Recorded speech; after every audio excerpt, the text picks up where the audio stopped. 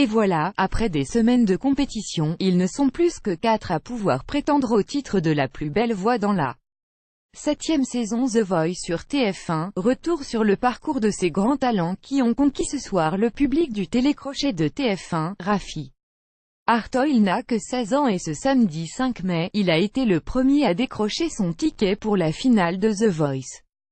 Face à la très expérimentée Yasmine Amari, Raffi Arto ne s'est pas démonté, comme il l'a fait tout au long de son aventure.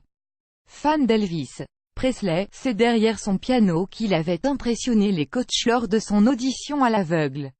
Et puis au fil des émissions, le jeune homme s'est affirmé. Ce soir, c'est, en partie, sans son instrument de prédilection qu'il a repris à sa manière J'irai où tu iras de Céline Dion.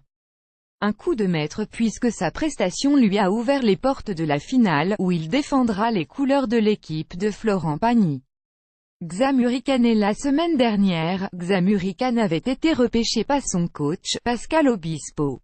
C'est Echo qui avait été choisi par le public pour rejoindre les demi-finales. Ce soir la tendance s'est inversée et c'est bien le chanteur explosif qui a reçu le plus de votes. Depuis le début de l'aventure, il est la bête de scène de The Voice. Pourtant ce soir, Xamurican a su montrer une autre facette sur Et maintenant de Gilbert Bécaud. Beaucoup plus calme, le chanteur n'a quand même pas pu résister à l'envie de casser son pied de micro, que son coach aura bien tenté en vain de réparer. Ça promet pour la finale. Maëlle sera-t-elle la première femme à remporter une saison de The Voice en France? La jeune chanteuse de 17 ans a en tout cas tout pour s'imposer auprès du public, comme elle l'a prouvé encore une fois lors des demi-finales. Face à une B-demi mondaine à l'univers très affirmé, la jeune femme a sûrement séduit par sa fragilité mais aussi par une maîtrise sans faille. Maëlle n'a jamais pris de cours de chant, ça ne l'a pas empêché de tout envoyer sur Diego Libre dans sa tête de France Gall, le tout en se battant contre ses cheveux et des confettis qui aimaient un peu trop se coller sur son visage. Casanova est la surprise de cette 7e saison de The Voice. À 24 ans, il est le doyen de cette finale. Déjà candidat en 2016, il n'avait pas passé l'étape des auditions à l'aveugle. 2 ans plus tard, c'est regonflé à bloc qu'il a abordé l'émission. D'abord chez Zazie, il avait ensuite été repêché par Mika pour les duels. Opposé à Ménel, il avait alors vu son rêve brisé. Mais c'était sans compter sur l'abandon de la candidate.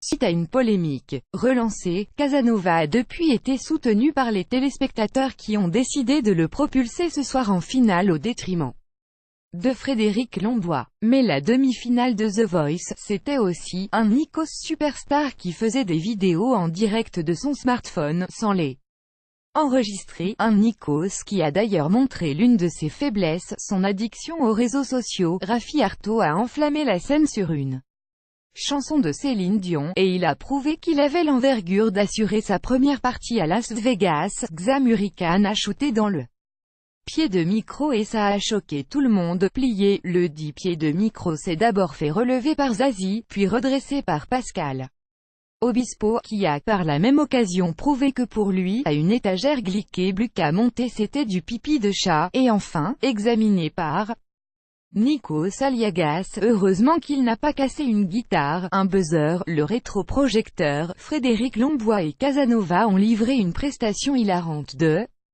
La Carioca, une interprétation tirée de l'adaptation française de La Cité de la Peur. À l'origine, la danse vient de Flying Down to Rio, un film de 1933. Et là, comme ça, Gérard Darmon et Alain Chabat étaient un peu sur scène. Soudain, l'émotion de Karine Ferry était palpable lorsqu'elle a lancé l'appel aux dons pour l'association Grégory Le Marchal. Après avoir été repêché 36 979 fois, Casanova a été réélu face à Frédéric Lombois.